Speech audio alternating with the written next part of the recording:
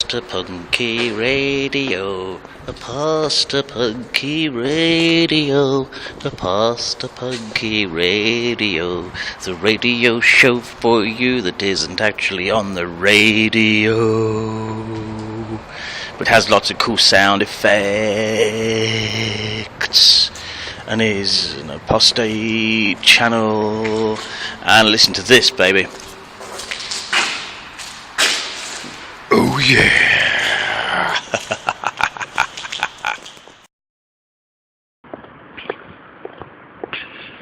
You've had me walking in the country. Now I'm walking in the city. Just been past some wheelie bins and they stink. All on the floor is detritus, broken glass, fag ends, vomit. I've just walked past the park. We see a load of vagrants sitting there with their beer, gin. I don't know what they've got. Could be anything. Could be methylated spirits or terps. And some of them are not hobo tramps either. They're just young men. Just walked past a house that's boarded up, and outside was a bed that's obviously been burnt. Somebody tried to set it on fire. It really is a scumhole, this city. I'm in Cambridgeshire in the UK, and it is a scumhole. It's a scumhole. See the people walking about, grey faces, young lads who think they're hard, old bag ladies. It really is a state to be in. But hey-ho. Not to worry about that, because to lighten the mood and have a think about the Washtail Babylon crap society and its teachings. Oh, well, I used to think it was the truth, but now I realise that it was all fallacy, and it was like a bundle tied up, like a parcel tied up tightly with string. Once that string was cut, the parcel burst open, and everything came out and unravelled. It really didn't take long. Once I started seeing the propaganda that was used in the Watchtower, it was a matter of days, really. I wouldn't even say it was months. I'd say it was days. Especially the thing about evidently. Well, that's a weasel word, as we all know. Evidently. Evidently, when there is no evidence of anything. Evidently, Jesus meant an overlapping generation. There's no evidence for it, there's no support for it. What a rather insidious statement that is, and it gets in your brain, and you believe it. Because 7 men in Brooklyn have confidence tricked you. They've faked it. Made you believe that they've got the only way to salvation. Why? Well, so that they can have a bit of cash and have a carefree life at your expense.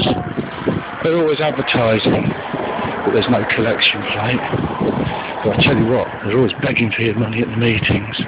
They have contribution boxes for the worldwide paedophile defence, for the whatever it is. What do they do with the money? Well, we know that they fight battles in court. They only boast about ones that they tacitly win. They don't tell you about the ones that they lose or pay out of court to paedophile protection that they're doing. Anyway, evidently Jesus said the generations would overlap. No, he didn't. No. I beg to differ, darlings. He said nothing of the sort. Overlapping isn't even mentioned in the scriptures. It's just the governing body's way of saying, whoops, 1975 wasn't Armageddon, and here we all are. Well, people argue, and this isn't my argument because I don't believe it. People argue and say, well, it's the nearest thing to the truth, so I'm happy with it. Because it's the nearest thing. If you can show me anything better, then do. Well, actually, there are lots of things better. It's just that you don't want to see them. You refuse to see them. 3 aeroplanes take off I take off! They would take off from Miami bound for Heathrow. The first aeroplane is only in the sky half an hour and it crashes and everybody dies. The second aeroplane is halfway on its journey when that crashes and everybody dies. Now the third aeroplane gets within 25 miles of Heathrow before it crashes and everybody dies. So which was the nearest aeroplane? Well, the one that got closest to Heathrow. So surely, by the logic that it's the nearest thing to the truth, that third aeroplane was the best one to be on, because it was the nearest one to Heathrow. Yeah, but you'd have to agree, wouldn't you, that you wouldn't want to have been on any of those three aircrafts, because the result was death. And that's my argument against this, oh, well, it's the nearest thing to the truth. And then there's this fallacy of where else will you go? As if there's choices. You don't have to believe the watchtower, but it doesn't mean you have to jump off and go somewhere else. It doesn't work like that. It really doesn't work like that. And we all know that where else will you go is a misquote of what Peter said. Well, the question Peter was asked by Jesus, it was to whom else? It wasn't where else. And the answer was to Jesus, because he had the sayings of everlasting life. So you see how these things have been twisted and corrupted. Logical fallacies, propaganda techniques. Where else will you go? Well, that's Hobson's choice, isn't it? You either stay in the Borg, or you go out somewhere else. And they try to implant it in your mind that if you go anywhere else, you're an apostate. That loaded language word that they've put special meaning in that isn't really in the Bible or anywhere else for that matter, apart from in the Watchtower. There's only two choices. Actually, that's not true in life. There are many, many, many options. So I thought I'd share that with you, that once I saw the fallacy of the Watchtower, I can't really look at the publications anymore without spotting immediately some logical fallacy or some weasel word or some propaganda stunt. So what I would say to you is, if you're, in what you think is the truth, hey, come on, nobody can be in the truth. The truth is a concept, surely. The truth, it doesn't exist in the real realm. You can't have the truth. You could know the truth, but the truth is infinite, so surely, for that matter, it can't exist. Oh boy, now there's somebody urinating against the wall. Oh boy, what does this city come to? Oh well, there you go. So I thought I'd like to share these little rantings with you, but I'm in the city this time, and it's a scumhole. Anyway, Unky Punky out. I'm still walking back to happiness. Oh yeah, he's just had a wee on the wall. What a scumbag. Probably drunk, I think. It's not even midday yet. Yeah, whatever. Shut up.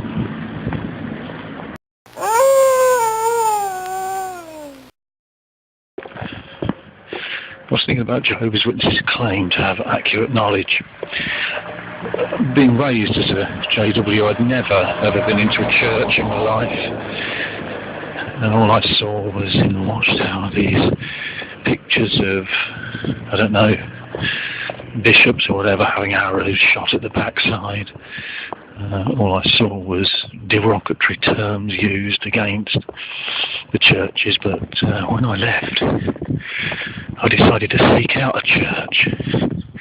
I went to a UK Baptist church, and I tell you what, I was knocked out. Jehovah's Witnesses say they've got accurate knowledge, but what they've got is Watchtower doctrine, watchtower teaching, which quite often can't be backed up with scripture. It's just random statements to further the interests of 6 paedophile protecting men in Brooklyn. What knocked me out was the fact that the people in the churches actually know, motorbike, actually know what's in the Bible. They don't brag about it like the witnesses do, but they get together in groups during the week, read it and study it. And I was knocked out by the knowledge they have. They know more about where the scriptures are than the witnesses do. They know a lot more about context of scriptures than the witnesses do. Witnesses just parrot fashion from the watchtower and other publications.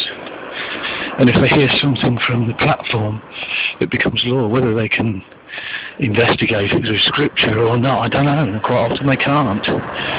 But, you know, I just wanted to share that if you've never been into a church before, you know, as a witness, it surprised me the level of knowledge that non-witnesses, they really do have. So witnesses claim to have accurate knowledge, but no, it's not any knowledge at all they've got. Another bike, there are loads of bikes around here. They claim to have accurate knowledge, but they don't have accurate knowledge. All they have is parrot fashion from the clock tower itself. The watchtower says A plus B equals Z, when everybody knows it doesn't mean that at all. And that's supposed to be accurate knowledge. Another thing that really annoyed me was the way they're so uptight about rules and regulations, which is just control when you look at it. You go into a church and they'll be reading, they'll actually do a reading from the Bible and then explain what the reading means. Not their own doctrine, but actually what it really does mean, and it makes a lot of sense. With the witnesses, I found that I had to say 1 Corinthians, not 1 Corinthians. Otherwise I'd be taken aside and counselled. What a controlling line of old twaddle. It's not like that in the churches. We say 1 Corinthians, 1 Peter. You know, God's not going to murder you just because you say it one way when the leadership likes it another. It's ridiculous. Nobody cares. And come as you are, you know, you don't have to get dressed as a salesman either. You come as you are because God doesn't look at outward appearances. He knows you. He knows your heart. If you believe in God, that is. If you believe in what the Christians, the true Christians, I'm not talking about witnesses, they're not true Christians, but what true Christians believe. You know, if you believe in a God, then you'll believe that God knows you. And, you know, I'm not saying what is and what isn't. I'm not saying there is a God. I'm not saying there isn't. What I'm saying is that if you claim to believe in the God of the Bible, then you'll get it. But that's what I mean. Anybody that claims a certain thing, or studied in certain things, they're experts in it, and they'd know the subject. It might be a subject that we're not interested in. History never really appealed to me, but there are people that are expert in history, and they know things about history that I don't know, and I don't claim to know about history. Just because I've had the equivalent of a university education from reading The Awake. Some more walking in the village, random thoughts from Monkey Punky. He really thinks a lot of you. If you're a witness, Monkey Punky wants you to wake up. If you're a witness, Monkey Punky hopes that you will wake up. And if you are in the throes of waking up, one way to help yourself is get on the forums, get on the internet. Don't be afraid. It isn't evil. It isn't full of demons and nastiness and wickedness.